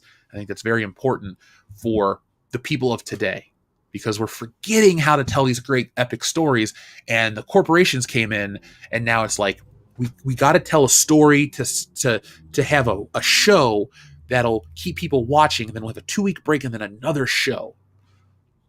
When money was the great motivator and people wanted to tell stories, Lucas himself, he wanted Star Wars to be financially successful so he could fund his ranch and make other non-commercial projects. That's why he abandoned Star Wars the way he did with Return of the Jedi. They were going to do more. They talked about more and more for years, but the impracticality of shooting schedules, I got 20 years of footage to shoot still, and this and that, and his own personal drama, and they just said, fuck it. And Return of the Jedi is what it is, and it's a good movie. I'm not going to rip on it, but that's what happens when you get to the end of your creative rope. But that's a story for another day. I should do that. I should have background rooms recorded. I should just get a picture of a car and just play that show that every time. Runs with Phantoms, thank you very much. He says, Part 1, classic franchises are being updated for contemporary next-generation audiences, which makes no sense. The past gens aren't going to magically inherit the new taste for the new gens, thereby becoming alienated. The new gens need their own franchises. They do need their own franchises. And that's why, even though I think stuff like those YA books are dumb, it's good if people like them. Have you ever heard me rip on the Maze Runner or Divergent? I don't know what the hell they are, but they were popular enough to sell to that next generation. So that's what, even though it's dumb, whatever the next generation underneath me is, I call them the YA people. They wanted the YA novels and this and that, and it appealed to them at a certain point. And then they grew up and they moved on. I wonder if, like Tom says, if there's any validity to, well, Robert Pattinson as Batman really will get a certain female audience in the theaters. And then there's this rumor rolling around. He might be in trouble for banging Zoe Kravitz on the Batmobile. That's a stupid rumor. And if it's a real rumor, it's cool. That's what Batman would do. He would take Catwoman over the Batmobile. Like, I don't like the actor. I don't have any interest in learning about Robert Pattinson and all this shit. Look, he's what he is. That's fine. I'll give him a shot in Batman, but I'll be honest. And if it's great, I'm the happiest person in the world to be wrong. I want to be. I want to go into that theater in 5 or 6 years whenever the world opens back up. And I want to watch Batman. I watch the Penguin and the Riddler and Catwoman. I just wish they looked like the characters, but runs with Phantoms. Back to the Future is that perfect property. Playmobil toys are for children, little kids. They're like that Lego surrogate. If your parents don't get you Lego, you might get Playmobil. And some would say, well, cheap parents don't buy Lego. They get, Playmobiles for the cheap ones. Yeah, Playmobil is actually a really well-made, licensed little kitty toy company because they're doing Back to the Future, they're doing Ghostbusters. Those two properties are the examples I want to make. You introduce them to a new audience at a young age. Just because, like, Back to the Future is perfect. It takes place in 1985. It's integral to the plot. Time. You can't make a dated 80s period piece because it was made in the 80s. You will never get a better representation of 1985 than a movie that's shot in late 84, early 85. That's the world it wants to represent is on screen. The signage, the clothes, the cars, the music, it's accurate to the time. So what do? Let's remake it with a Lamborghini and put Tom Holland in it. No, you don't. You take that DeLorean, which is integral to the movie, you put that on a kid's toy, kid sees that light up car, flashy car, cool. They grow up, they see the old man with the white hair, oh, that's Doc Brown. They watch the movie, they laugh, they become fans, lifelong fans. It worked.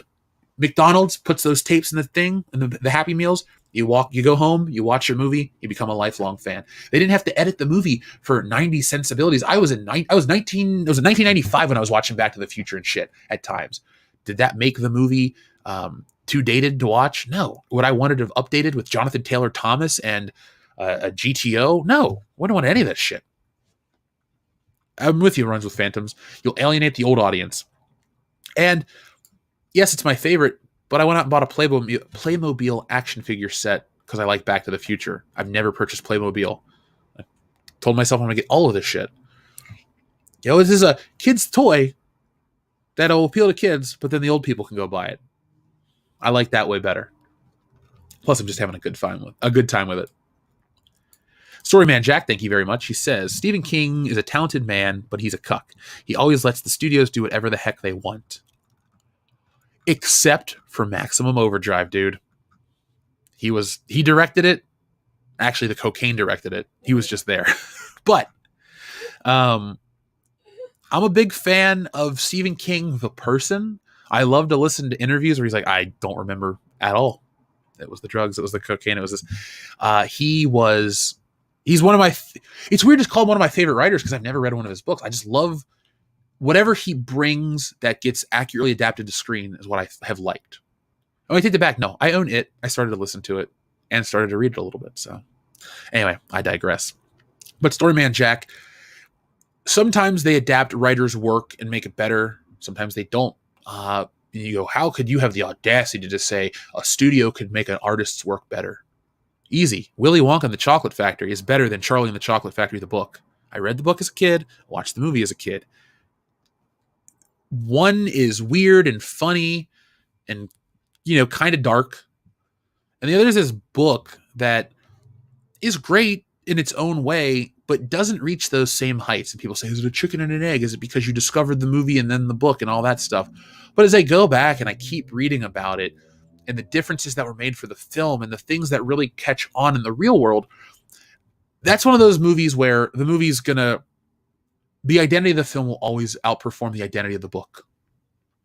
The book, the best representation of the book you'll ever get is the Charlie and the Chocolate Factory Tim Burton film.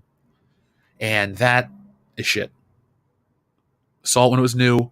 I was like, cool. I like Johnny Depp enough. I liked Pirates of the Caribbean at the time. It was 2005 was when they remade did this Willy Wonka film. So yeah, he's still Jack Sparrow. I'm in high school. I'm willing to watch it. It sucked. Really bad. Really bad. Oh my God. The music, the actors, the design, everything. I don't have a nice thing to say about that film outside of Christopher Lee, because it's Christopher Lee, and he'll come back and kill me if I don't. But yeah, those are my thoughts on that one, man. Like, sometimes you can punch it up for another adaptation, and then sometimes you have, like, The Princess Bride. Didn't the guy who wrote the book write the screenplay? I can't remember. I think so. But like, that's like you can't make a more honest version of what you're trying to do if you are responsible for the book and the script. Like, Tom Stoppard adapted the screenplay for Rosencrantz and Guildenstern are Dead from this play. Oh, okay. There you go. That's another one. I like when a writer gets to adapt their work for the big screen. Now, Roald Dahl has adapted books for the big screen, just not his own. At least I believe. At least that I know, because for sure, You Only Live Twice, the James Bond film, he is the writer on that one. So that's an Ian Fleming novel, which is one of my least favorite Bond novels. It's very difficult to read because Ian Fleming, though he writes thin books at times, they're so dense with detail and they describe boring things. I once read a James Bond novel where he describes in detail eating scrambled eggs. I also read a James Bond book where Bond drove from one country to another musing about a marriage and life and this and that. And so they paint James Bond in a much different way in those books. But that's a story for another time. Master Clockwork says, studios want to mine nostalgia for easy cash grab, but also say F you isn't made for you to the old fans. Which is dumb, because look at Transformers. Those movies are shitty. They're dumb, they're bad, they're everything you want them to be. But what do they do after they alienate? See, Hasbro wanted to stick with making these movies and make their money from the licensing and the toys and all that, but they needed to keep those old guys around for the old Transformers stuff. So they would release Transformers toys that looked like, G1 and stuff like that. And then Bumblebee really was that thing to, like, we want the old fans back, because that's a situation where they screwed up a franchise entirely. It's just bad. But when you get to Bumblebee, it's slightly better. The designs are more in line with the cartoon.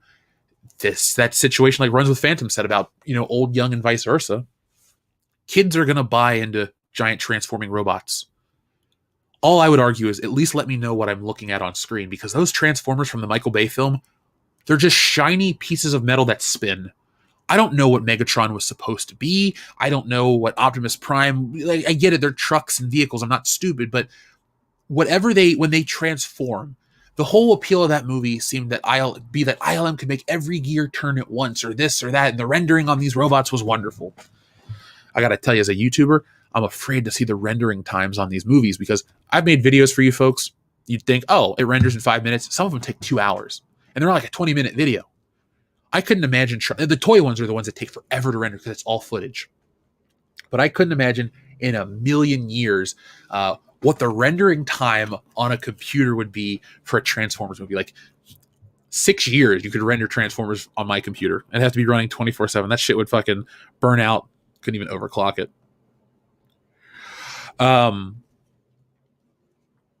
But yeah, those Transformers movies definitely have learned their lesson. If you go back and you look at all the kids' cartoons, Optimus Prime looks like the classic Optimus Prime now.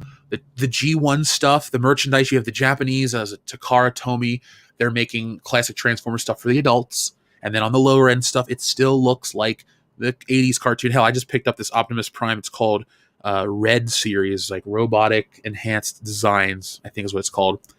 In hindsight, it's a very disappointing figure because it's made of shitty plastic and it was overpriced as shit. But it's a Optimus Prime that looks 1-to-1 to the cartoon, and it's a 6-inch figure and it's pretty cool. But they got me to buy it for nostalgia reasons. Darian217 says rendering depends on your CPU/GPU and hard drive, among other factors. Yeah, I gotta upgrade. I'm gonna definitely upgrade. Action Figure Expert says, "Hey, Mrs. Jeff, say hi to your mom for me." I'll tell my mom you said hello, Action Figure Expert. I'll probably talk to her maybe tomorrow. I talked to her yesterday. She's well. The thing is, it sucks that she fell on ice. This winter storm. I know people are. We're seeing like hashtags about Texas and stuff like that, and I wish everyone well. Nothing but the best. But my mom fell, and my mind has been there, and it sucks because she's never been in a situation where she's hurt, and I'm away. And I know it's weird. You think like, oh, you're supposed to feel like this about your own kid. I'm like, yeah, but my mom and I were tight. So I will say hi to her. She's just. I think this fall, it hurt her like physically, but she's just bummed out right now. So I'll send some extra positive vibes, and we'll have some of a good conversation. Griffin says, admittedly, 2009's Transformers 2 fell apart because it didn't have a script put together without script due to the Writers Guild strike of 2008. So that's why that movie sucks. But I gotta say, that's not a good enough reason because somebody on a piece of paper had to write, this Transformer has swinging testicles. That's what Transformers 2 to me. They took 2 wrecking balls and gave a Transformer a nutsack. That was a plan. That took time. That was dumb. Breadman Productions, you know what? Don't let the rendering times ever keep you from doing YouTube, or don't ever let any technological hump let you keep you from doing your goals. I've let not knowing certain things in art hold me back. I took the time, I learned them. Fuck it.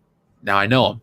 The same thing with this, the rendering shit. It's, there are certain pieces of technology that I can't speed up myself, but you learn Breadman Productions like, oh, my video's rendering. Well, now I'm going to go play a video game, or now I'm going to work on the next part. It gets built in to your schedule. And who was it said earlier, it depends on your GPU, CPU. Yeah, I just close out all my apps or programs on this computer, and then that's it. If Trailer Hitch could have balls soaking a Transformer, that should go on a fucking t-shirt. That's my phrase from now on. Trailer Hitch can have balls soaking a Transformer.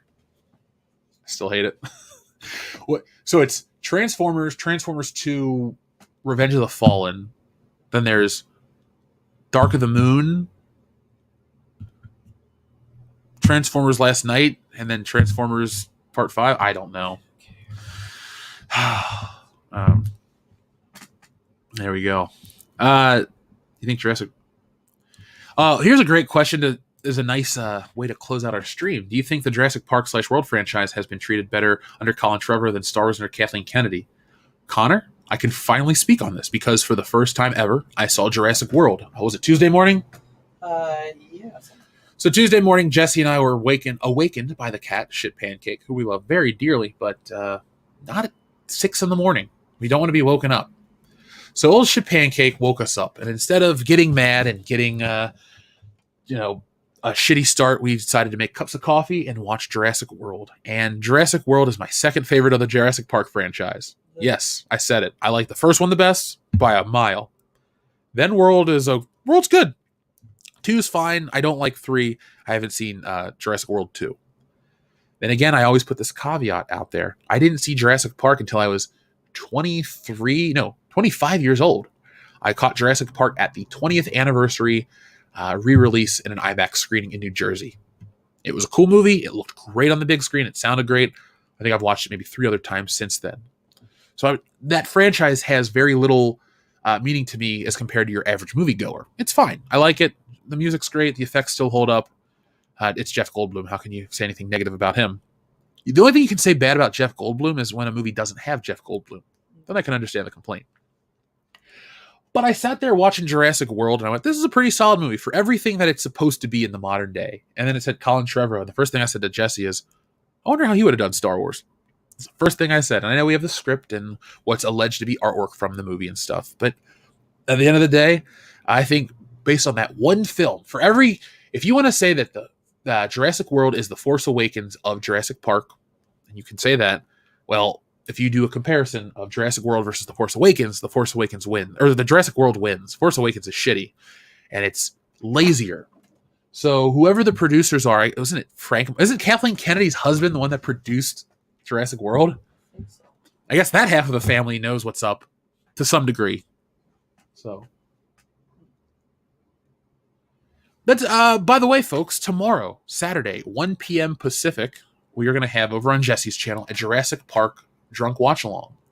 Well, not drunk watch along, watch along party, right? It's going to be a commentary. Oh, commentary. Sorry. So it's going to be a Jurassic Park commentary on Mindless Entertainment with Jesse, myself, Dion from World Class Bullshitters, as well as Ninja Lawyer Steve, who is a paleontologist, and AK Rex, who is a dinosaur, a paleo artist who does wonderful sculptures, paint jobs on these dinosaurs, and we'll be over there on Mindless Entertainment tomorrow at 1 p.m. Pacific for Jurassic Park. So join us, talking about dinosaurs and all that stuff. So it's going to be a very dino-centric stream, but it's fun. It's something different, and I think a lot of people are going to like that. So just join us over there tomorrow, and we'll have a fun time together. I don't really know how else to build it up. We haven't had any of these streams suck, so why expect them to suck? It's good. So. Yeah. Yes, booze still included. Runs with Phantoms. Thank you very much. He says Bryce Dallas Howard in Jurassic World 1. Alien, Bryce Dallas Howard, Jurassic World 2. Oh. All right. So Jurassic World 2, Bryce Dallas Howard. I guess we're going to see something cool. I already like, she's a fine actress. I like her for the reasons that you're talking about, Runs with Phantoms. I'm well aware of those. So John Harrison, the perfect message of the night, says, I gotta agree, Big Wet Butts 23, the movie, was better than the book. Well, it is far better than the book. You're correct, sir. So my lips are dry. It means I need some coffee. I need to get something to drink. It's been almost a 2-hour show, and usually we run about 90 minutes. So folks, follow the link that Dr. Coffinails has dropped in the chat. Dr. Coffinails, thank you for being an excellent mod, by the way. He's dropped the link to Jesse's channel. I'm sure Dr. Coffinails will pop in and say hey, or probably be there for the whole thing. He's there. He's here all the time. He's like the Tom of the fans. He's everywhere you want him to be. Thank you, Dr. Coffinails. But folks, I want to thank each and every one of you for today. Hold on. We got Liquor Jim. He says, "What's up, dude and dudettes? Had too much working and not enough lurking today. Hope everyone's having a great Friday." Liquor Jim, we are having a great Friday. You caught us at the end of the show, which sucks because I know what a fan you are of Good Morning Pop Culture. I got the postcards to prove it. Now, Liquor Jim and all of those listening, make sure that you guys save the URL of this video. It sucks, but because of the algorithm, I have to delist this. That's how it just has to be, because when I was doing Good Morning Pop Culture nonstop back in the day, our channel only grew 4,000 subscribers from August to January when we were averaging 4,000 a week. Like, it was crazy. So it really, that was the first time to show me that live streams hurt your numbers. If that wasn't the case, believe me, I wouldn't stop doing the show. I enjoyed it. But that really, at the end of the day, was it. So, folks, what I'm trying to tell you is save the link if you just joined us later. Do that for every Good Morning Pop Culture. It's just how we have to play the game, sadly. So we do, but it's a way that everybody wins. It's the best we can do. So John42, thank you very much for that nice message. Amy, be safe in the snowy areas of Boston. I jokingly said to Jesse, man, I really miss the winter based on the pictures. And then for about 5 minutes, we thought about what winter is really like, and we're like, fuck it. So, Liquor Jim, I'm so sorry. But please, please, please make sure you save the link. It was a fun show. I enjoyed doing these, so it's kind of redundant to tell you guys that I had a good time. So, folks, I'm going to go. I'm laughing at Daniel Edwards. Thank you. Cortanis 001, I have done that in the past. I guess I should do that again. Okay. Remind me. We'll start putting those on there. It's one a week. It won't be hard to do. Also, while you're on our secondary channel, we have a Good Morning Pop Culture channel.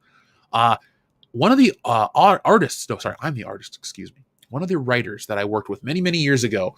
My first full comic project. The guy has put the project together, and it's now a reality. And let me drop the link for you guys real quick.